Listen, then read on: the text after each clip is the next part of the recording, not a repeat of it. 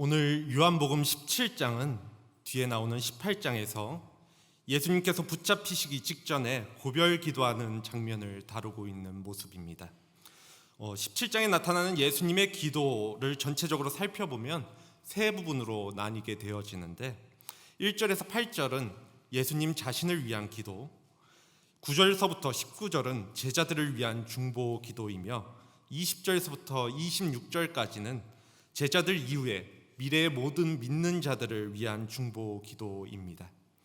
오늘 우리는 9절서부터 19절 말씀을 통하여서 예수님이 하나님 곁으로 떠나신 뒤에 세상에 남겨질 제자들을 위하여 하나님께 중보 기도하시는 내용을 살펴보면서 우리에게 주시는 메시지가 무엇인지에 대해서 함께 나누는 시간을 갖기 원합니다.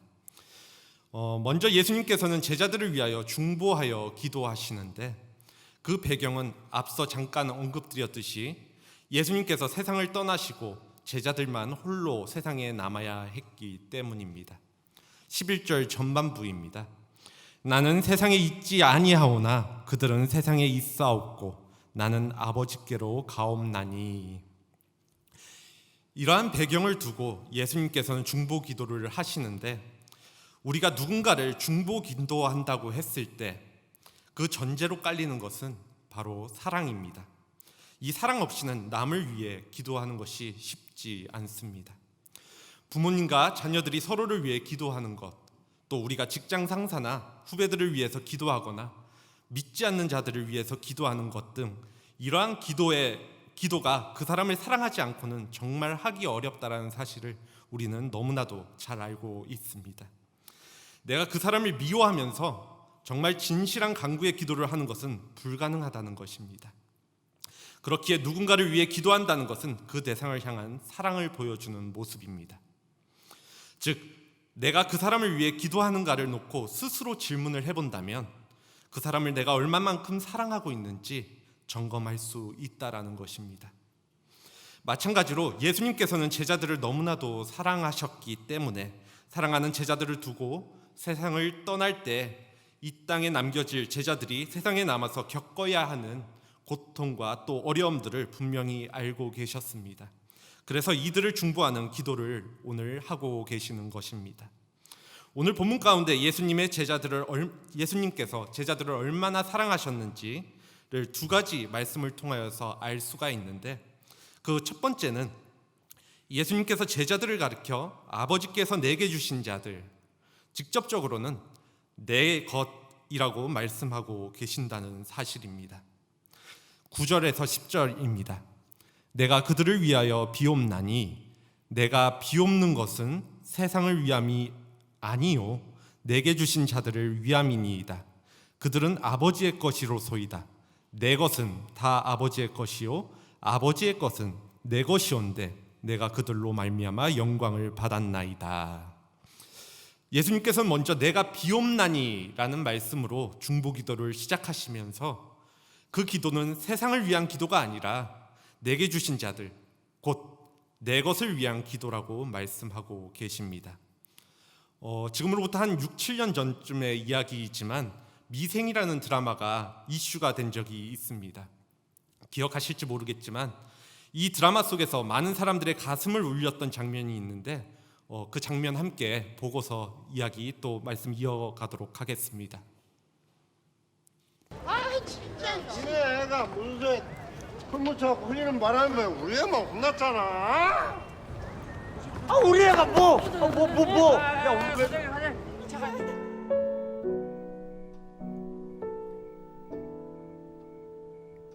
니네 무서 애가 문서에 풀 묻혀 흘리는 바람에 우리 애만 혼났잖아. 니네 무서 애가 문서에 풀 묻혀 흘리는 바람에 우리 애만 혼났잖아.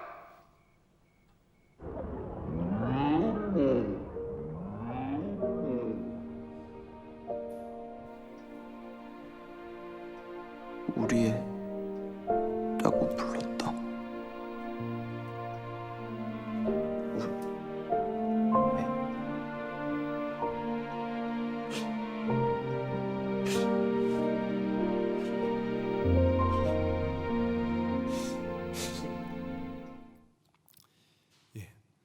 제가 연기를 할 수 있었으면 더 좋았겠지만 영상으로 대신하면서 이 장면은 장그래라는 인물이 회사에서 오해를 받아서 큰 위기가 찾아오게 되는데 상사가 그 사실을 알게 되고 후에 대변을 하는 장면입니다. 그리고 이어서 보여지는 장면이 보시는 것 같이 장그래라는 인물이 혼자 집안에 있으면서 그 상사가 우리 애라고 했다라고 조용히 독백하면서 웃는 장면이 나옵니다. 많은 시청자들이 이 장면을 보면서 눈물을 흘렸다고 하는데 그 이후에는 평소에는 남처럼 모질게 대했던 상사가 자신을 우리 애라고 표현한 것, 즉 그 상사 안에 장그래라는 인물을 아끼고 있었음을 느끼고 있었기 때문입니다.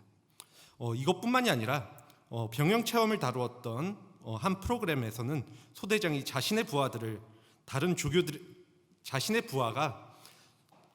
다른 조교들에게 지적을 받는 사실을 알게 되자 내 새끼들이 욕먹는 게 싫다라는 표현을 하면서 내 새끼라는 표현을 하고 있어서 이슈가 된 적이 있습니다. 그 소대장은 부대원들이 자기의 자녀와 같은 느낌이 들어서 이러한 표현을 썼는데 그 말을 들은 소대원들은 자신을 내 새끼라고 불러줬다는 사실에 큰 감동이 있었다고 이야기했다라는 것입니다. 이처럼 가족이 아닌 누군가가 우리 애, 내 새끼라고 부른다는 것은 그만큼 그 사람에 대하여 애정과 관심을 표현하는 말이라는 것입니다. 그 사실을 알기에 반대로 그 말을 들은 사람 역시 그 말을 하는 사람의 바운더리 안에 자신이 속하고 또 자신의 편이라고 인정받았다는 사실에 엄청난 기쁨과 위로를 얻게 되는 모습을 보게 됩니다. 마찬가지로 예수님께서는 제자들을 두고 내 것이라고 말씀하고 계십니다. 내 것이라는 이 말 한마디만으로도 예수님에게 제자들이 얼마나 소중한 존재인가, 귀중한 존재인가 하는 것을 우리는 금방 알 수가 있습니다. 그러면서 예수님은 이 간구하는 기도가 세상을 위한 기도가 아니라 특별히 내 제자들을 위한, 내 것을 위한 기도라고 말씀하십니다. 예수님이 제자들을 얼마나 사랑하는지 알 수 있는 다른 장면은 내가 그들로 말미암아 영광을 받았나이다 라는 10절 후반부의 장면을 통하여서입니다. 예수님께서는 제자들로 인하여 영광을 받았다고 말씀하고 계십니다. 사실 이 전까지의 상황들만 놓고 보자면 예수님이 제자들로 인하여서 영광 받을 것이 별로 없었음을 우리는 잘 알고 있습니다. 제자들이 예수님을 위해 특별히 무엇인가를 했던 적이 없기 때문입니다. 더군다나 이후에는 베드로의 경우는 예수님을 3번이나 부인했고 십자가에 못 박히셨을 때는 다른 제자들도 뿔뿔이 흩어져서 온전하지 못하고 흠투성인 인물들로 그려진 것이 바로 오늘 제자들의 모습입니다. 그런데 그들에게 영광을 받으셨다라는 사실은 그들을 향한 사랑을 반증하게 만듭니다. 우리는 온전하여져야지만 하나님께 영광 돌릴 수 있다라고 생각을 합니다. 흠이 있으면 영광 받지 않으신다고 생각을 한다는 것입니다. 물론 우리가 온전하여서 영광을 돌릴 수 있다라고 하면 너무나도 좋겠지만 실상 온전할 수 없는 것이 우리의 인생이기에 이러한 기준이라면 영원히 영광 돌릴 수는 없을 것입니다. 이는 분명한 사실입니다. 그런데 예수님께서는 온전하지 않은 이들을 통하여서 영광을 받으신다는 사실입니다. 그렇기에 이것이 얼마나 큰 예수님의 사랑인지 우리에게 잘 보여주고 있는 장면인 것입니다. 이처럼 제자들을 사랑하신 예수님께서는 그들을 위해 구체적인 중보의 기도를 드리게 되는데 오늘 본문에서 큰 덩어리로 보면 11절 15절에 보전하소서라는 간구와 17절에 거룩하게 하소서라는 두 가지 간구의 내용으로 나누어 볼 수가 있습니다. 이 간구의 내용을 또 내용적인 면을 조금 더 들어가다 보면 보전하소서는 지금의 상태를 유지하도록 하는 소극적인 간구이고 그 다음에 거룩하게 하소서는 보전함을 넘어서 더욱더 적극적인 간구입니다. 여기서 예수님께서 제자들의 보전을 위해서 간구하여 기도하시는 목적은 또 3가지로 나뉘게 됩니다. 필요하시다면 주보 한쪽 편 그 설교란을 같이 참고하여서 보아주시기 바랍니다. 예수님께서 제자들의 보존을 위하여서 기도하시는 목적 그 첫 번째 먼저는 하나님과 예수님이 하나 되신 것처럼 제자들도 하나가 되게 하기 위하여 간구하고 또 기도하신다라는 것입니다. 11절 후반부입니다.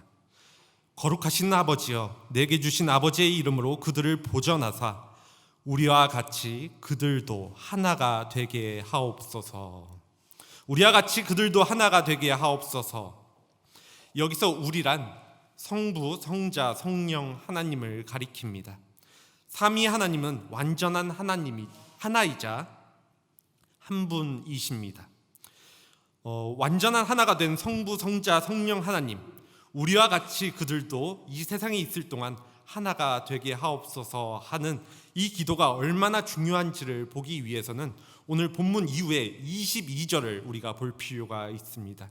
본문 2절 이후에 22절에서도 우리와 같이 미래의 신자가 될 사람들을 위한 기도가 이어지게 되는데 그 말씀이 내게 주신 영광을 내가 그들에게 주었사오니 이는 우리가 하나가 된 것 같이 그들도 하나가 되게 하려 함이니이다 라는 기도를 반복하고 있다라는 것입니다. 예수님께서는 제자들이 하나 되는 모습이 너무나도 중요하였습니다. 악한 세상 가운데서 하나님의 교회가 하나 되지 못한다면 우리는 복음으로 이 세상을 이길 수 없을 뿐만 아니라 이 세상에서 하나님의 영광을 드러낼 수도 없습니다. 적 앞에서 분열되는 것은 곧 죽음을 의미합니다. 이러한 의미에서 우리가 하나 되는 것은 필수적인 일이라는 것입니다. 주님께서 두 번이나 반복해서 하나됨을 위해 기도하시는 것은 바로 이것 때문입니다. 물론 예수님께서 원하시는 하나됨은 우리가 인지적으로 알고 있는 획일적인 조직으로서 교회를 하나로 묶는 것을 의미하는 것은 아닙니다. 온 교회의 한 조직 한 조직이 한 조직 밑에서 움직이는 그러한 단체를 만들라는 뜻이 아니라는 것입니다. 그렇기에 주님께서 말씀하시는 교회의 하나됨은 진리와 사랑으로 하나됨을 의미합니다. 진리로 하나 되는 것에 대해서 에베소서 4장 13절은 이렇게 말씀을 합니다. 우리가 다 하나님의 아들을 믿는 것과 아는 일에 하나가 되어 온전한 사람을 이루어. 진리로 하나가 된다는 것은 하나님의 아들을 믿는 것과 아는 일, 곧 지식과 믿음이 하나가 된다는 것, 이것이 바로 진리로 하나가 되는 것을 말씀하고 있습니다. 우리가 교회 안에서 하나가 되기 위해서는 똑같은 예수 그리스도를 믿어야 합니다. 그리고 똑같은 하나님의 말씀을 아는 지식이 있어야 합니다. 그럴 때 우리 모두는 하나가 되는 공통 분모를 가질 수 있다라는 사실입니다. 이것이 바로 진리로 하나가 되는 것입니다. 뿐만 아니라 교회는 사랑으로 하나가 되어져야 합니다. 사랑은 우리 모두를 묶는 끈입니다. 에베소서 4장 16절입니다. 그에게서 온몸이 각마디를 통하여서 도움을 입음으로 연락하고 상합하여 각 지체의 분량대로 역사하여 그 몸을 자라게 하며 사랑 안에서 스스로 세우느니라. 우리 모두는 한 몸을 이루고 있는 지체입니다. 그렇기 때문에 몸을 하나로 세우기 위해서는 각 지체가 사랑 안에서 서로를 세워주어야 한다는 것입니다. 사랑의 띠로 서로가 하나가 되어야 한다는 사실은 우리가 잘 알고 있습니다. 그럴 때 주님의 몸된 교회는 하나가 될 수 있습니다. 즉 예수님은 제자들이 진리로 하나가 되고 또 사랑으로 하나 되기 위해서 기도하셨습니다. 진리로 깊게 자라는 심령은 사랑으로 넓어져야 합니다. 무슨 의미냐면 사랑이 없는 진리는 교만해지거나 난폭해지기가 쉽고 진리가 없는 사랑은 어리석어지거나 위선이 되기 쉽다라는 것입니다. 그러므로 지식과 사랑이 균형을 이루어서 나가야 합니다. 우리는 지식으로 하나가 되는 동시에 사랑으로 하나가 되어야 하는 것입니다. 하나됨이 중요합니다. 하나 되지 못하는 개인의 신앙은 존재할 수가 없습니다. 교회 안에서 혼자 신앙생활을 하는 분들, 또 하나 되지 못하는 분들, 좋은 신앙을, 또 건강한 신앙을 갖고 있기는 너무나도 어렵습니다. 하나가 되지 못하면 우리의 신앙은 건강해질 수 없고 우리의 인격도 성숙할 수 없으며 주님을 위해서 쓰임받는 사람도 되기 어렵다라는 것입니다. 교회 공동체는 혼자가 아닌 둘 이상의 믿는 자들의 모임입니다. 내가 교회 안에서 신앙생활을 한다는 것이 의미하는 것은 그 안에서 진리와 사랑으로 하나됨을 이루어가는 것을 뜻한다는 사실을 기억하시기 바랍니다. 예수님께서는 이 하나됨을 위하여서 기도하셨습니다. 예수님이 제자들의 보전을 위하여서 간구하시는 두 번째 목적은 예수님의 기쁨을 제자들 안에 충만하게 가지게 하기 위해서 간구하며 기도하셨다는 것입니다. 13절입니다. 지금 내가 아버지께로 가오니 내가 세상에서 이 말을 하옵는 것은 그들로 내 기쁨을 그들 안에 충만히 가지게 하려 함이니이다. 예수님께서 자신이 세상을 떠나고 난 뒤, 즉 아버지께로 간 뒤 제자들에게 겪게 될 고난과 어려움에 대해서 누구보다도 잘 알고 계셨습니다. 그래서 그들이 어떠한 어려움 가운데서도 예수님께서 가지셨던 그 기쁨을 그들이 충만히 갖고 있으므로 그 시기를 이기기를 기도하신 것입니다. 예수님은 제자들이 예수 안에서 기쁨이 넘치기를 원하셨습니다.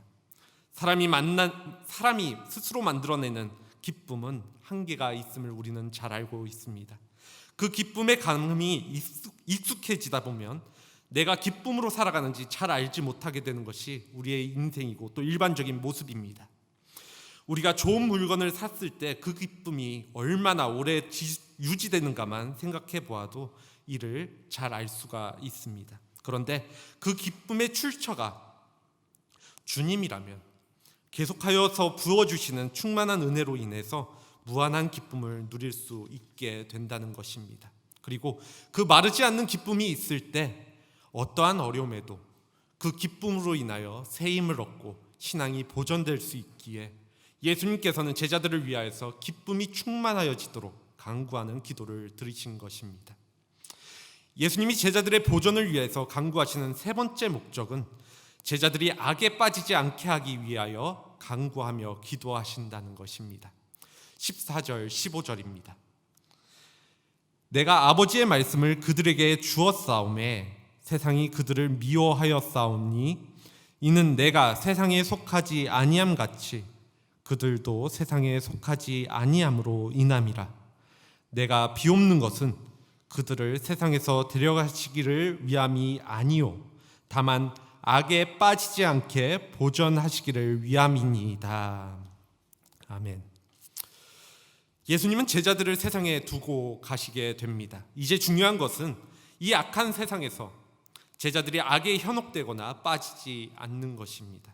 그래서 주님은 제자들을 세상에 남겨놓고 떠나시면서 악에 빠지지 않게 보존해 주옵소서 하고 기도하셨습니다. 예수님은 떠나셨지만 여전히 세상에 남겨진 제자들은 세상에 속하지 않음으로 인하여 세상으로부터 미움을 받게 될 것입니다. 왜냐하면 예수님께서 아버지의 계시가 되는 말씀을 제자들에게 주셨고 제자들은 그 말씀에 따라 살아가기 때문입니다. 이러한 하나님의 말씀은 세상의 방식을 정죄하고 반대로 세상은 그리스도 안에 있는 말씀을 거부하는 것이 그 보여주는 가장 큰 특징입니다. 요한복음 3장 19절에서 21절 말씀에 따르면 그 정죄는 이것이니 곧 빛이 세상에 왔을 때 사람들이 자기 행위가 악함으로 빛보다 어둠을 더 사랑하는 것이라. 악을 행하는 자마다 빛을 미워하며 빛으로 오지 아니하나니 이는 그 행위가 드러날까 함이요 진리를 따르는 자는 빛으로 오나니 이는 그 행위가 하나님 안에서 행한 것임을 나타내려 함이라 하시니라. 세상은 자기의 행위가 악하기 때문에 빛보다 어둠을 사랑하게 됩니다. 그리고 악을 행하는 자는 그 행위가 드러날까 두려워하여서 빛을 미워하게 된다는 것입니다. 그렇기에 세상은 제자들을 미워하고 핍박하게 되는 것이 당연한 순리입니다. 오늘날에도 마찬가지입니다. 하나님이 어디 있냐고, 그 하나님 없이도 우리가 이렇게 별 문제 없이 잘 살아간다고 이야기하는 세상에서 하나님은 분명하게 살아계시고 마지막 날에 심판이 있을 것이다 라고 이야기한다면 미친 사람 취급받기 쉬운 것이 현실이고, 예수님만이 구원을 주는 것이 아니라 다른 종교도 구원을 얻을 길이 있다라고 말하는 세상 속에서 예수님만이 구원자가 되신다라고 말을 하면 편협한 사람이라고 조롱당하기가 일쑤입니다. 뿐만 아니라 결혼하지 않는 사람들 간에 성관계를 갖는 것이 너무나도 당연하게 생각하는 이 풍조 속에서, 또 자랑하는 풍조 속에서 혼전 순결을 지키는 일이나 또 동성애가 뭐 어때, 그들의 선택을 존중해야 돼, 존중해줘야 돼 라고 말하는 세상 속에서 동성애는 죄라고 말하는 것은 시대에 뒤떨어지고 또 쿨하지 못한 사람으로, 또 깨어있지 못한 사람으로 비춰지게 됩니다. 언급드린 예는 극히 일부분에 불과합니다. 세상과 생각보다 많은 부분에서 기독교인들은 말씀과 부닥치는 부분을 경험하게 된다라는 것입니다. 그래서 어떠한 사람들은 이 부닥침이 싫어서 세상에 동조하고 혹은 기독교를 합리화합니다. 그런데 성경은 그렇게 말씀과 대치되는 세상의 문제들에 대해서 악이라고 분명하게 말씀하고 있습니다. 그렇기에 예수님은 자신이 세상을 떠남으로 인하여서 제자들이 말씀을 잊고 쉽게 악에 현혹되거나 편승하지 않고 빠지지 않고 보존되기를 원하셨던 것입니다. 그리고 이렇게 기도하심은 악을 피해 제자들을 세상에서 데려가시고자 함이 아니라 세상 속에서 제자들을 통하여서 악과 마주하여 구원을 외치게 하기 원하셨기 때문입니다. 그렇기 때문에 예수님께서 보존하게 하옵소서에 해당하는 제자들이 하나 되어지고 또 그들의 삶에 기쁨이 넘치고 악에 빠지지 않게 하옵소서라는 세 가지 기도를 드린 이후에 한 걸음 더 나아가서 제자들을 위하여 마지막으로 더 적극적인 간구를 하시는데, 그것은 진리로 거룩하게 하옵소서 하는 기도입니다. 17절입니다. 그들을 진리로 거룩하게 하옵소서. 아버지의 말씀은 진리니이다. 아멘. 예수님께서는 제자들이 진리로 거룩하여지기를 간구하고 계십니다. 인간적으로 온전하지 못할지라도 그럼에도 제자들은 거룩한 자들입니다. 왜냐하면 거룩하신 하나님의 소유이자 예수님께 속한 자들이 그 제자들이기 때문입니다. 예수님의 것, 하나님의 것이 바로 제자들의 삶입니다. 그렇기에 제자들은 세상으로부터 구별된 존재들입니다. 거룩하다는 말이 세상과 구별됨을 의미한다는 사실은 우리 모두는 잘 알고 계실 것입니다. 세상과 구별되었기에 제자들은 세상 가운데 살아가지만 세상에 속한 사람이 아닙니다. 이것을 잘 구분하셔야 합니다. 우리가 만약에 미국을 여행한다고 한다면 우리는 미국에 잠시 머물러 살아가고 있지만 그럼에도 그 안에서 한국인이라는 분명한 아이덴티티를 가지고 사는 것과 같습니다. 우리가 잠깐 여행으로 미국에 살아가지만 미국에 속한 미국인은 아니라는 것입니다. 앞서 악에 빠지지 않게 보존하여 달라는 기도에서처럼 세상은 악한 곳입니다. 그렇기 때문에 악에 편승하는 순간 세상에 속하게 되고 우리는 거룩을 잃어버리게 됩니다. 왜냐하면 그 모습이 세상과 구분되어지지 못하기 때문입니다. 그러므로 우리는 우리의 거룩을 지키기 위해서 힘써야 합니다. 어떻게? 하나님의 말씀인 진리로 말입니다. 우리가 진리 대신 하나님의 말씀을 마음에 담고 항상 그 말씀을 지킬 때 우리는 거룩하여질 수 있다라는 사실입니다. 시편 119편 92절 말씀입니다. 주의 법이 나의 즐거움이 되지 아니하였다면 내가 내 고난 중에 멸망하였으리라. 환난의 바람이 불고 또 고난의 풍랑이 일어날 때 나 자신을 하나님의 말씀으로 지키지 아니하면 우리는 거룩한 존재로 살아남을 수가 없습니다. 즉 멸망하게 됩니다. 그렇기에 바울은 에베소서 6장 13절에서 20절 말씀을 통하여서 악한 너희가 능히 대적하고 거룩한 싸움을 싸우고 승리하기 위해서 진리로 너희 허리띠를 띠고 의로 흉배를 붙이며 의의 흉배를 붙이며 구원의 투구를 쓰고 성령의 검을 손에 쥐라고 요청하기도 합니다. 예수님께서는 제자들을 거룩하게 하기 위해서 스스로 거룩하게 살아가는 모습을 보이셨습니다. 제자들도 진리로 거룩함을 얻게 하기 위해서 말입니다. 오늘 마지막 절입니다. 19절입니다. 또 그들을 위하여 내가 나를 거룩하게 하오니 이는 그들도 진리로 거룩함을 얻게 하려 함이니이다. 이 말씀을 들고 제자들은 진리로 거룩함을 얻어 악한 세상과 싸워 나갔습니다. 조금 전 언급드렸던 우리가 세상과 부딪히는 일들 속에서도 이는 적용되어집니다. 말씀을 기준으로 세상이 말하는 것과 우리는 구분되어져야 합니다. 여기서 구분되어짐으로 거룩하여짐으로 세상과 싸워 나간다는 것은 방법적으로는 말씀의 중심을 둔 선한 싸움을 의미합니다. 악한 세상 속에서 제자들이 취했던 모습은 세상의 방법과 같이 폭력을 휘두르는 싸움이 아니었음을 우리는 잘 알고 있습니다. 그렇다고 그 싸움이 상대방을 비방하거나 논리만을 추구하는 말싸움도 아니었습니다. 로마서 12장 17절에서는 아무도 악을 악으로 갚지 말고 모든 사람 앞에서 선한 일을 도모하라고 말씀합니다. 악을 악으로 갚는 싸움이 아니라 선한 싸움을 우리에게 요청하고 있는 것입니다. 예수님이 십자가에 못 박히신 모습이 이 대표적인 선한 싸움의 모습입니다. 예수님은 악한 방법이 아니라 자신의 생명을 내어놓는 선한 방법을 사용하여서 그 싸움을 승리하셨습니다. 이는 제자들도 마찬가지입니다. 그들 역시도 폭력으로 악한 세상과 싸운 것이 아니라 예수님이 보이신 거룩한 모습인 생명을 내어놓는 모습으로 세상과 싸운 것입니다.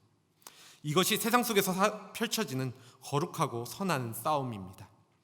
즉 예수님은 이처럼 제자들에게 말씀으로 거룩하여짐으로 악한 세상 속에서 거룩하여지고 또 구분되어지고 선한 싸움을 헤쳐나가길 간구하며 기도하신 것입니다. 오늘날에도 우리는 이러한 방법으로 세상 속에서 싸워 나가야 합니다.